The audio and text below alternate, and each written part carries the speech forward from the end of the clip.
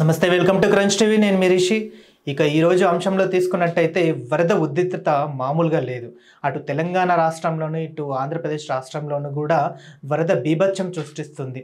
అయితే కొన్ని ఆ వరద కారణాల వల్ల విజయవాడలో ఉన్న కొన్ని కాలనీస్తో సహా కొంతమంది ప్రజలు కూడా అస్తవ్యస్తంగా గురి అవుతున్నారు. అయితే వరద నీరు అనేది ఇండ్లలోకి రావడం అండ్ వాళ్ళ పరిస్థితి కూడా చాలా తీవ్రంగా ఉంది. అక్కడి గవర్నమెంట్ కూడా అన్ని విధాలుగా చర్యలు తీసుకుంటుంది. అయితే ఇటు మా తెలంగాణ విషయానికి వస్తే ఖమ్మం జిల్లాలో కూడా నీటి మట్టం ఎక్కువ పెరగడం వల్ల ఇంకా విధ్వంసం వరద ఖమ్మం పట్టణాన్ని ముంచేసిన మన్నేరు చెరువులు, గుండ్లు, తెగిన కాల్వలలో 3 జిల్లాలు కలకలం. కుప్పకూలిన వందలాది ఇల్లు, తెగిన రహదారులు. వరద గుప్పెట్లోనే ఖమ్మం అండ్ వరంగల్ జిల్లాలు. ఇంకా చూసుకున్నట్టయితే వరంగల్ జిల్లాలతో సహా కూడా వరద ఉధృతత అనేది పెరుగుతుంది. కొన్ని గ్రామాలు కూడా మునిగిపోవడం జరిగింది. అయితే మునిగిన గ్రామాలను కొంతమంది ప్రజలను కూడా సురక్షిత ప్రాంతానికి తరలిస్తున్న నేపథ్యంలో చూస్తున్నాము. అయితే ఇదే అంశానికి మాట్లాడడానికి కొంతమంది కాలర్స్ కూడా మనతో పాటు సిద్ధంగా ఉన్నారు. వారిని అడిగి తెలుసుకుందాం. ఓకే, మరి ఇదే అంశం గురించి మాట్లాడడానికి మనతో పాటు కాలర్ సిద్ధంగా ఉన్నారు. వారిని అడిగి మరిన్ని విషయాలు తెలుసుకుందాం. నమస్తే అండి. నమస్తే సార్, మేము ఖమ్మం రూరల్ మండలం నాయుడుపేట నుంచి మాట్లాడుతున్నాం సార్. నిన్న మీ పేరు వరదలు మీ పేరు వెలుగు సుధాకర్ సార్. ఓకే, ఎలా ఉంది మరి ఖమ్మం పరిస్థితి? నీట మునిగిన గ్రామాల గురించి, అలాగే ఖమ్మం వరద ఉధృత గురించి మీరు ఏమంటారు సార్? అనుకోకుండా వచ్చిన వరద వల్ల ఎవరు కూడా ప్రజలు తీవ్ర ఇబ్బంది పడ్డారు. చాలా భారీ నష్టం జరిగింది. ఇంట్లో ఉన్న సామాన్లు, ప్రాణ నష్టం జరగలే కానీ అన్ని వస్తువులు మొత్తం కొట్టుకుపోవడం జరిగింది. చాలా భయంకరమైన పరిస్థితిలో ఉన్న ఇళ్లలో ఉన్న సామాన్లు అన్ని మునిగిపోయి దీన స్థితిలో ఉన్నారు. ప్రజలందరూ బాగా ఇబ్బంది పడుతున్నారు సార్. ఓకే, నీట మునిగిన కాలనీలు కానీ గ్రామాలు కానీ మీకు ఏమైనా తెలుసా అండి? అంటే మీ ఆ వరద బాధితులలో మీ ఇంటి కానీ ఏదైనా ఉందా? అంటే మీకు సమీపంలో ఎలా ఉంది పరిస్థితి? మా బంధువుల ఇల్లు ఉన్నాయి సార్. మా పక్కనే నేను కొంచెం మాది పైకి ఉంది, మా ఇంటి దాకా రాలేదు. మా బంధువుల ఇళ్ళకి వచ్చాయి సార్ వాటరు. నిన్న అందరం ఇక్కడ మొత్తం అన్ని సామాన్లన్నీ బయట తీయడం జరిగింది. సహాయ కార్యక్రమాల్లో పాల్గొన్నాం. అధికారులు ఏమంటున్నారు మరి ఈ విషయం గురించి? అధికారులు ఏమన్నా వచ్చారా, కలిసారా? అధికారులు వచ్చారు సార్, అధికారులు వచ్చారు. వివిధ పార్టీ నాయకులు వచ్చారు, మీ భరోసా ఇచ్చారు. ఎవరు వచ్చినా ఈ వరదల వల్ల వాళ్ళు ఏం చేసి వాళ్ళు సాయం చేస్తామన్నారు. రేవంత్ రెడ్డి గారు కూడా నిన్న మా గ్రామం నుంచి రావడం జరిగింది. వాళ్ళు కూడా మీకు సాయం చేస్తామని అధికారులు పంపించి ఎంక్వైరీ చేస్తామని చెప్పారు సార్. ఓకే, రేవంత్ రెడ్డి గారు కలవడం జరిగింది అయితే? వచ్చారు సార్, రేవంత్ రెడ్డి గారు కూడా వచ్చారు సార్. ఓకే, భరోసా ఏమిచ్చారు మరి? భరోసా ఇచ్చారు సార్. వాళ్ళు ఎంక్వైరీకి వస్తారు. ఇక్కడ బాధితులు ఎక్కువ ఉన్నారు కాబట్టి ఇంటికి వచ్చి ఎంక్వైరీకి వచ్చి మీకు 10,000 రూపాయలు ఇవ్వడం జరుగుతుంది. నిత్యావసర వస్తువులు కూడా స్వచ్ఛంద సంస్థల వారి ద్వారా పంపిస్తాం.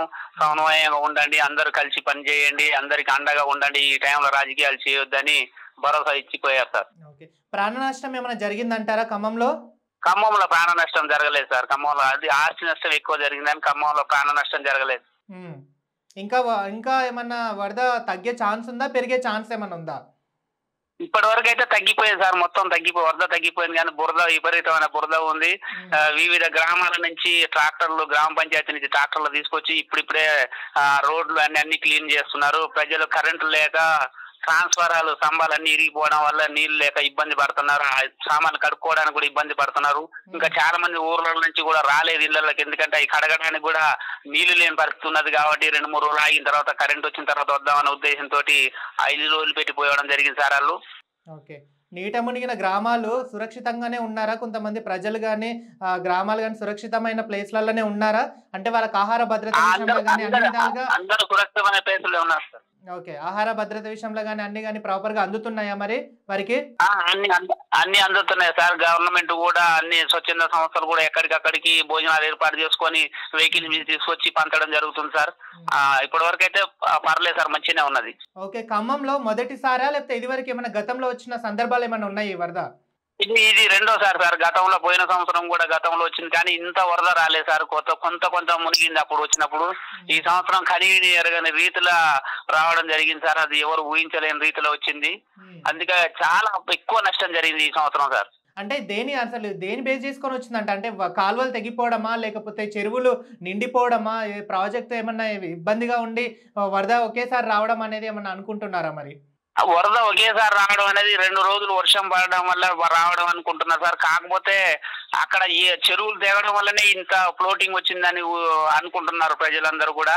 ఆ గవర్నమెంట్ అధికారులు కూడా అదే చెప్తున్నారు సార్. ఎందుకంటే అంత ఫ్లోటింగ్ వచ్చేది ఉంటే ముందు అనౌన్స్మెంట్ చేయకుండా ఒక 1 అవర్ లోనే మొత్తం గ్రామాలను చుట్టేసింది వర్షం, వరద. దానివల్ల ఏం చేయలేని పరిస్థితికి వచ్చారు సార్. మరి కాలువలు అవి ఏమన్నా మళ్ళీ రీప్లేస్మెంట్ అంటే మళ్ళీ ఏమన్నా సర్దుకునే ఛాన్స్ ఏమన్నా ఉంటుందా? మళ్ళీ అధికారులు ఇప్పటికైనా సరే అన్ని విధాలుగా దాని చర్యలు తీసుకొని మరి ఇలాంటి వరద రాకుండా దానికి తగిన భద్రత ఏమన్నా కల్పించేంత సూచన ఉందంటారా?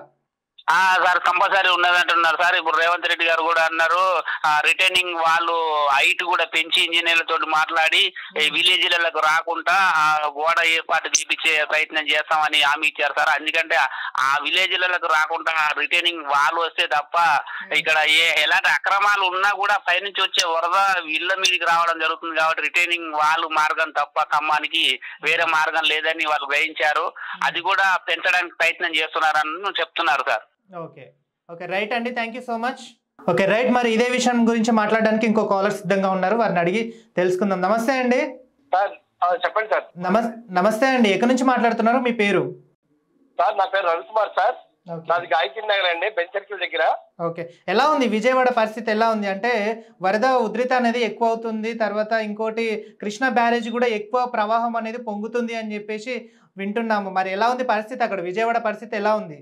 సార్ విజయవాడ పరిస్థితి 1 టౌన్ బుడమేరు సెంటర్ బాగా ఎక్కువగా ఉంది సార్.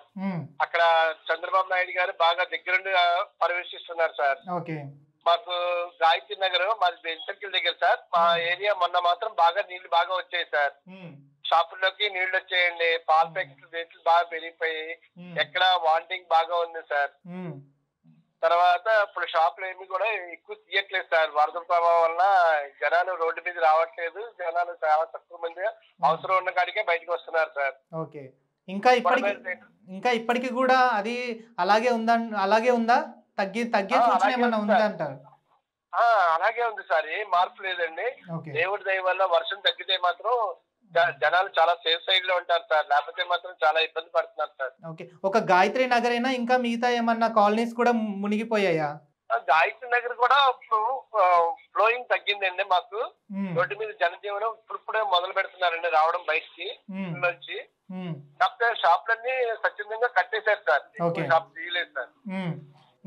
ఇంకా ఎన్ని రోజులు ఇలా వర్షాలు కూడా, ఇంకా వాతావరణ శాఖ కూడా ఇంకా 4-5 రోజులు వర్షాలు పడే సూచన ఉంది అని అంటున్నారు. దానికి తగ్గ ముందస్తు జాగ్రత్తలు ఏమైనా తీసుకుంటున్నారా అధికారులు? సార్ కూరల రేట్లు ఎక్కువ పెరిగిపోయాయి సార్.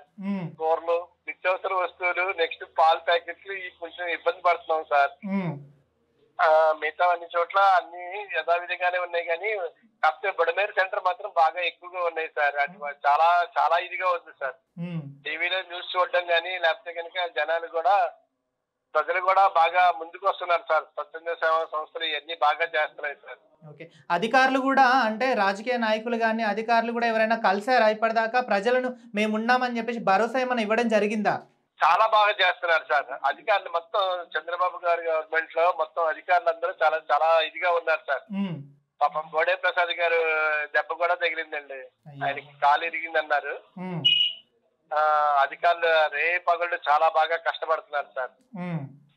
అంటే ఇంకోటి వరద ప్రభావం కూడా కృష్ణమ్మ విజయవాడ దుర్గామాత గుడిని తీసుకున్నట్టయితే వరద నీరు కూడా పైనుంచి ఒక వాటర్ ఫ్లాల్ లాగా వెళ్తుంది అని చెప్పేసి విన్నాము. అది నిజమే అంటారా మరి? నిజమే సార్. అది బోట్లు 3 బోట్లు 3 5 సార్. అది కృష్ణమ్మ దీని బ్యారేజ్ దగ్గర గట్టిగా తాకిందండి. అది తాకడం వల్ల ఎక్కువగా బాగా ప్రభావం ఉంది. దేవుడి దయ వల్ల మనకి సేఫ్ లోనే ఉన్నాం సార్. అది మాత్రం కొంచెం గట్టిగా తగులుంటే కనుక ఆ బ్యారేజీ పగలడం విజయవాడ 1/3 అది మొత్తం మునిగిపోతుంది అని అన్నారు సార్ టీవీలో న్యూస్ లో మాత్రం. నిత్యావసర సరుకులు కానీ ఆహార విషయంలో కానీ ఏదైనా సరే కానీ అన్ని విధాలుగా చర్యలు తీసుకొని మీ దగ్గరలోకి మీ దాకా అందుతున్నాయా? మా వైపు ఏం లేదు సార్, మా వైపు ఏం రారండి. గాయత్రి నగర్ కొంచెం మంచి ఏరియా సార్. ఇప్పుడైతే ప్రెసెంట్ సేఫే ఉందంటారు విజయవాడ అయితే? కొంచెం దేవుడి దేవుళ్ళు వాళ్ళు పడకుండా ఉంటే కనుక అందులో సేవ్ అవుతారండి. లేకపోతే కనుక చాలా ఇబ్బందులు పడతారండి. చిన్నపిల్లలతో పాలు లేక నీళ్లు లేక ఆహార పట్టాలు అందక లోపలికి వెళ్తే ఇంకా చాలా మంచిది సార్. ఓకే, విజయవాడలో మొదటిసారిగా ఇలా జరుగుతుందా లేకపోతే ఇదివరకు ఏమైనా జరిగిందా? లేదు సార్, 20 ఏళ్ల క్రితం ఇలా జరిగిందంటండి. ఇంత బాగా ఉధృతంగా రావడం ఇదే ఫస్ట్ టైం సార్ నాకు తెలిసి. ఓకే ఓకే ఓకే, ముందస్తు జాగ్రత్తలు ఖచ్చితంగా తీసుకుంటుంది అని అంటారు గవర్నమెంట్. తీసుకుంటుందండి, చాలా ముందుంది సార్. ఓకే, చాలా చంద్రబాబు నాయుడు గారు చాలా ముందున్నారు సార్. ఓకే, చంద్రబాబు నాయుడు గారు కూడా పర్యటించి ప్రజలకు భరోసా ఇవ్వడం అనేది జరిగింది అంటారు అయితే. చాలా బాగా అండి, రేపగళ్ళు కష్టపడుతున్నారు sir. Okay okay okay, thank you so much అండి, మీ మంచి ఇన్ఫర్మేషన్ ఇచ్చారు. Thank you so much. Okay, ఇది అండి ఇవాళ టుడే టాపిక్. వరదలు చాలా ఉధృతంగా ఉన్నాయి.